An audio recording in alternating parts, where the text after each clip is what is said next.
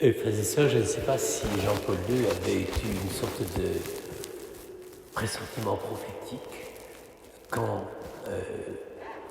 dès le début de son pontificat, il a voulu vraiment que l'Europe soit envisagée non pas uniquement dans son côté occidental, celle que nous connaissons bien et avec laquelle nous sommes très familiers, mais également il a eu cette idée, parce que polonais sans doute, et donc de langue slave, que l'Europe devait respirer avec ses deux poumons. Et c'est-à-dire que pour lui, pour Jean-Paul II, les deux poumons, c'était non seulement l'Europe, disons, occidentale, comme je vous le disais, mais c'était aussi la partie orientale qui va jusque vers l'Asie et peut-être même très profondément dans la Sibérie, et qui est l'Europe slave. Il est certain que cette réalité, cette dualité est importante dans l'histoire de la démographie de la population du continent eurasiatique.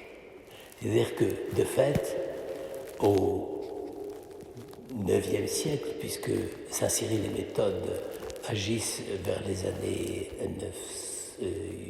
850, il est certain que les deux blocs, disons celui qui a subi assez profondément l'influence latine et le continent grec, qui commence à se restreindre beaucoup parce que la conquête arabe a considérablement diminué la population et l'implantation chrétienne dans le bassin oriental de la Méditerranée, il est certain que cette première partie de l'Europe, si je puis dire, était elle-même assez profondément évangélisée, même si ce n'était pas nécessairement toujours des modèles, mais ça n'empêche que c'était quand même une population qui à la fois était héritière de la romanité, de l'hellénisme et surtout du christianisme.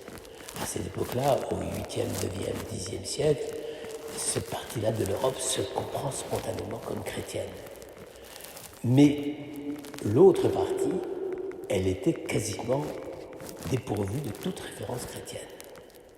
Et donc, c'était véritablement une terre de mission au sens le plus radical et le plus fort du terme, c'est-à-dire qu'il n'y avait pas de véritable constitution de vie ecclésiale, de vie de communauté chrétienne dans le monde qui va de l'Ukraine et de la Biélorussie jusqu'aux confins de la Russie telle que nous la connaissons aujourd'hui. Et donc, c'est pour ça que ces deux jeunes prêtres, Cyril et Méthode, qui connaissaient par ailleurs, parce que c'est important à comprendre, ils connaissaient par ailleurs des colonies slaves qui étaient dans les villes Thessaloniques et tout ça. C'est-à-dire qu'ils étaient slaves, ils vivaient, on dirait aujourd'hui de façon communautariste, mais ils n'avaient pas, et ils gardaient leurs coutumes et leurs traditions. Ce qui inquiétait l'empereur de Byzance. Et il trouvait que cette espèce d'infiltration slave était vraiment difficile à intégrer dans la vie de l'Empire, de l'Empire grec, byzantin. Et c'est pour ça que c'est d'abord sur la suggestion de l'empereur de Byzance, l'empereur de Constantinople, qu'ils ont été appelés à partir en Crimée. La Crimée est le premier lieu où Cyril et Méthode ont commencé une tentative d'évangélisation. C'est vous dire que on comprend aujourd'hui que ce soit une sorte de valeur de territoire symbolique, n'est-ce pas? Et que, bon, il se trouve que maintenant la Crimée a été attribuée à l'Ukraine à la suite de beaucoup de tractations et de choses comme ça, puis dépossédée, puis contestée, puis objet d'une bagarre absolument atroce. Mais c'est parce que c'est par là que ça a commencé.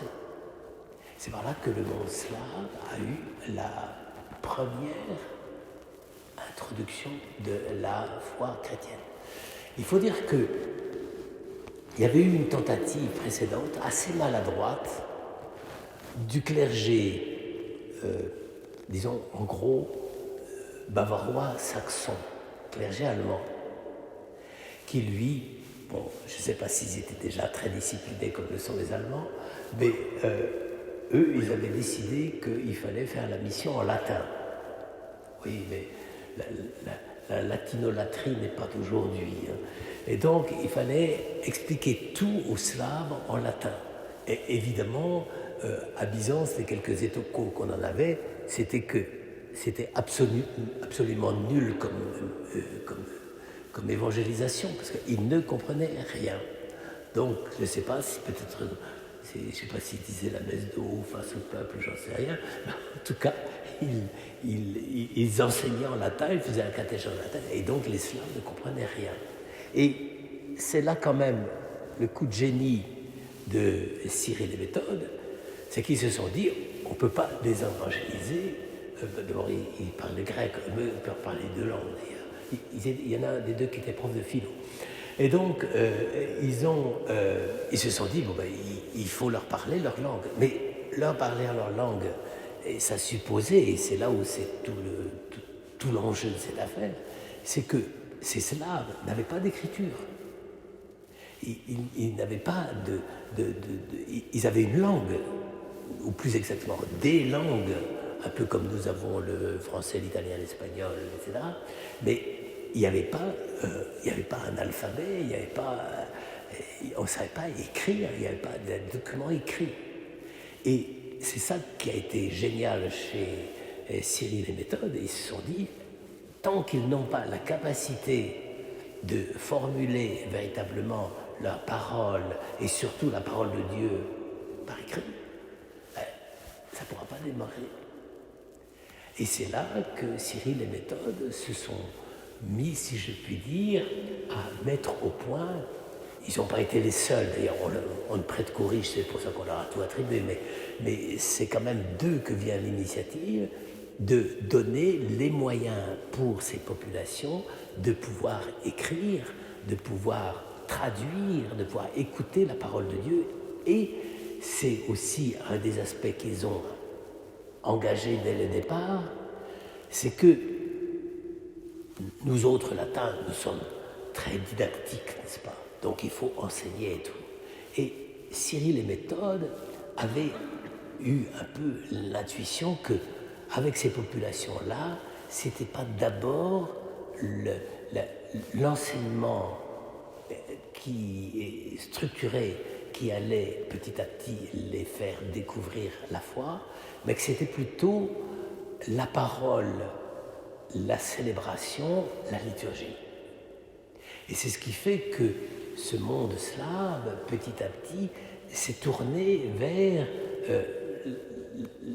la célébration du mystère de Dieu, plus du côté de la manière même de célébrer la liturgie. Donc, évidemment, avec les Grecs, ils étaient servis, mais en même temps, de voir que la relation avec Dieu n'était pas uniquement une relation de connaissance, mais que c'était aussi une relation de savoir être en face de Dieu dans une attitude de louange, de célébration, de célébration du mystère. Il faut dire aussi, et c'est la dernière chose, c'est que quand on entend les Slaves, ce n'était pas uniquement le côté Crimée puis vers l'Est, mais c'était surtout le côté vers le Nord, c'est-à-dire en gros la Moravie. Eux, dans le deuxième voyage qu'ils ont fait, ils ont été plutôt en Moravie, c'est-à-dire c'était au cœur même entre la Pologne, la Tchéquie, etc. C'était ces coins-là.